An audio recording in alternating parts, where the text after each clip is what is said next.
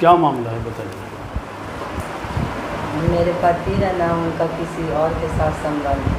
और जब भी आते हैं मेरे पास तो लेडीज आती है, हमको भी मारपीट करती है और उनको भी मारपीट करके लेके चल जाती है। क्या नाम है उस महिला का? परवीन खातून। आपके हस्बैंड जो हैं एक पिटीशन भी जो है कोर्ट में फाइल कर रखे हैं उस महिला के अगेंस्ट और उनके हस्बैंड के अगेंस्ट। तो अभी कहाँ हैं आपके पति? उसी के साथ है। उसी के साथ हैं। तो आखिर ऐसी महिला के साथ वो किस लिए हैं? आपको क्या लगता है कि आखिर उनके साथ क्यों है?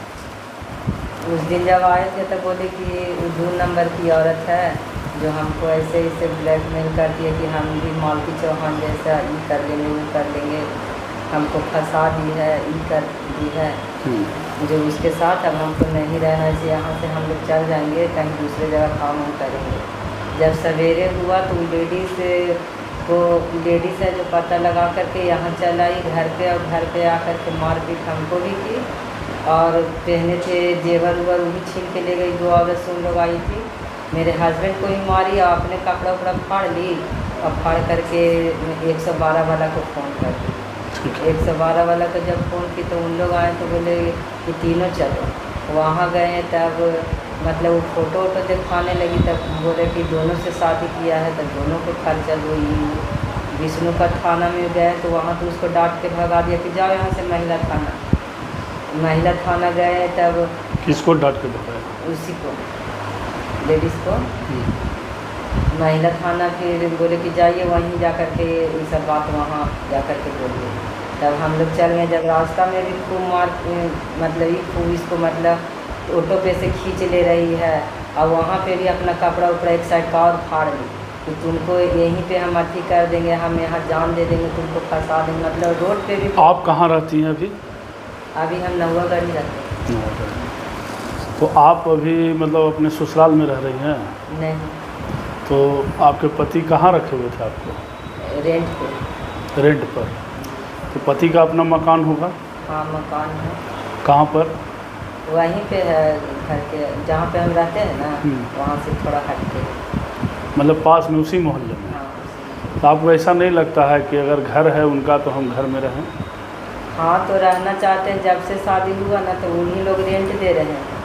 कौन लोग? मेरे सास ससुर कि उन्हीं लोग रेंट दे रहे हैं कि जब पैसा होगा तो मतलब पैसा है तो ऊपर बना करके रहो। तब पैसा था नहीं तब नहीं हम लोग बनाए, तो किराया उन्हीं लोग दे रही थी। अब जब ये ऐसे करने लगे ना तो ये महीना से किराया। आपके पति जब आपको छोड़ के चले गए तो उसके बाद से किराया सास ससुर नहीं दे रहा, तो फिर आप उस घर में कैसे रह रही होंगी? अभी बहुत दिक्कत से हम रह रहे हैं सर, हम नहीं जानते। जैसे दिक्कत तो वो तो है ही। तो आप अभी जॉब करती हैं? क्या करती हैं? नहीं जॉब अभी करते थे कुछ दिन पहले, बच्चा को लेकर के जाते थे। लेकिन वहाँ से ही बोला कि मतलब बच्चा मेरा थोड़ा बहुत शरारती है, तो बोला कि इसको कहीं पे रख दीजिए तब आप भगा नहीं रहे। थाना में जाने के बाद क्या हुआ? थाना में जब गए उस दिन गए तो फिर दूसरा बार गए ना जब थाना में, वहाँ बोला कि हम बोले कि सर उस दिन तो आप ऐसे ऐसे बोल के हम लोग को महिला थाना में भेज दिए। महिला थाना में गए तो एक तरफा मतलब अथी हुआ कि जब जैसे कि 2024 में 18 तारीख को मंदिर में शादी कर ली, शादी वाला फोटो दिखा दी लहंगा हुआ पहन के, कुछ शादी हो गया। हमें अभी शादीशुदा है, दुल्हन बन के फोटो खिंचा लेंगे तो नहीं सब सारी बात है, उसको आप शादी समझ लीजिएगा। तो कोई प्रूफ होना चाहिए। तो आप प्रूफ किसको मानती हैं?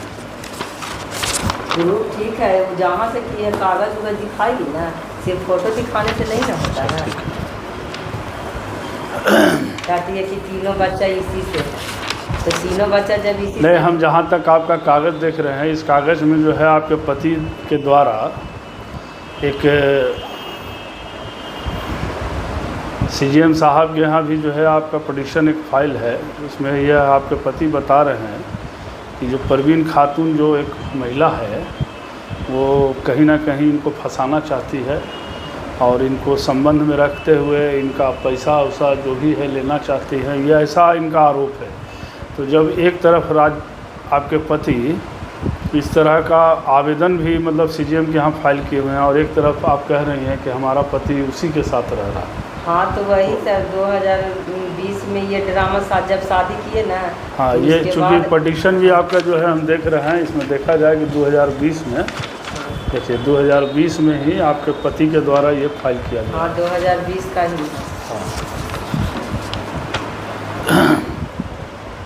अब फिर इन लोग के बीच में मतलब कैसे क्या हुआ सर? आप तो काम के बहाने तो अभी आपको ये पता है कि आपका पति कहाँ है या वह उक्त जो महिला है वो कहाँ है? महिला तो बाके गली में रहती है, तो 2 बच्चा है उसका, बच्चा को दोनों को यहीं छोड़ दिए बाके गली में, और इनको लेकर के और एक छोटा वाला बच्चा को लेकर पंचायतिया खड़ा बाके गली। हाँ। अच्छा। पता नहीं कहीं और दूसरे जगह रूम ले लिए, मोहल्ला में गए तो हमको पता चला ये बात। वहाँ भी गए, जैसे महिला थाना वाला बोला ना कि ठीक है दोनों से शादी किया है तो दोनों को खर्चा दो। तो हम बोले कि मैम इतना कर्जा हमसे ले लिए हैं, हम कहाँ से इतना भरेंगे? तो बोले कि ठीक है दोनों को दो। जब हम मांगने गए ना तो भगा दिए यहाँ से, आपका गाली दे करके कर दिए। वही परवीन खातून, तो उसको गाली दे करके बहुत ख़राब गाली दे करके बोलती कि उसको हम 1 रुपया नहीं देने देंगे। किसको? मेरे बारे में। हाँ। तो परवीन खातून के बारे में तो उनका ऑलरेडी पहले से भी पति है फिरोज आलम। हाँ है फिरोज आलम। फिरोज आलम जो है ये तो इनके पति हैं। हाँ, तो बोलती है कि इसके चलते हम छोड़ दिए हैं अपने पति को। जैसे आपका बिना मर्जी के आप छोड़ दिए, अब हमको कोई बोलेगा कि तुम अपना पति को छोड़ दो तो हम छोड़ देंगे? बताइए, तुम्हारा मन था तब ना तुम छोड़ी, तुम ज़बरदस्ती तो नहीं कोई किया, मारपीट तो तुम्हारे साथ नहीं किया। अच्छा, आप अपनी शादी के बारे में बताइए, आपकी शादी कैसे हुई इनसे? 2014 से हम लोग में सर मतलब ऐसे ही चीन परिचय था। हम भी कहीं जान पहचान आप हाँ काम करते थे, ये भी करते थे, तो इसी तरह से हो गया। फिर डायरेक्ट मेरे मम्मी पापा से बोले कि हम शादी करेंगे। मम्मी पापा शादी करवा दिए। ठीक। तो दोनों का जहाँ तक हम देख रहे हैं कि आप लोग शायद मंगला गौरी मंदिर जो है वहाँ जा कर के आप लोग शादी किए हैं, ये आपका रसीद भी है मंदिर का, और शायद आप लोग जा कर के कोर्ट से भी शायद किए हैं। हाँ, कोर्ट से वही कागज का बनवा के लाए। कोर्ट में भी आपने एफिडेविट करा करके जो है ये शादी किए हैं। अभी भी जब इस बार आए थे मेरे हस्बैंड तो थाना में भी दोनों जगह बोले, तीनों जगह बोले कि नहीं मेरी यही वाइफ है, हम इससे शादी की है। ठीक है, इससे हम शादी। कितना दिन पहले की बात है? ये हो गया 15-16 दिन। 15-16 दिन। हाँ। ठीक है, तो फिर आपके बारे में जब ऐसा बात वो रखे उसके बाद से फिर कहाँ लापता है? तो वही फिर फोटो दिखाई ना। अच्छा। फोटो दिखा दी महिला थाना में कि देखिए हमसे शादी किया है, ऐसे किया है वैसे किया है, मतलब बोलने लगी जब तक कि मेरे साथ नहीं जाएगा हम यहाँ से जाएंगे नहीं। तो अब महिला थाना में उसको क्या बोली, देखे कि उसी के साथ अभी जाने लगे। अभी हमको एक बात बताइए, ये मामला चूँकि बहुत पेचीदा है, आपके पति जो हैं इसमें पति का भी गलती है कि जब वो आपके साथ शादी किए थे तो उनको उनके साथ नहीं रिलेशन में रहना चाहिए था, और जब उसी के साथ वो रिलेशन में था तो फिर आपसे शादी नहीं करना चाहिए था। तो गलती जो है कहीं ना कहीं मुख्य रूप से देखा जाए तो आपके हस्बैंड का है।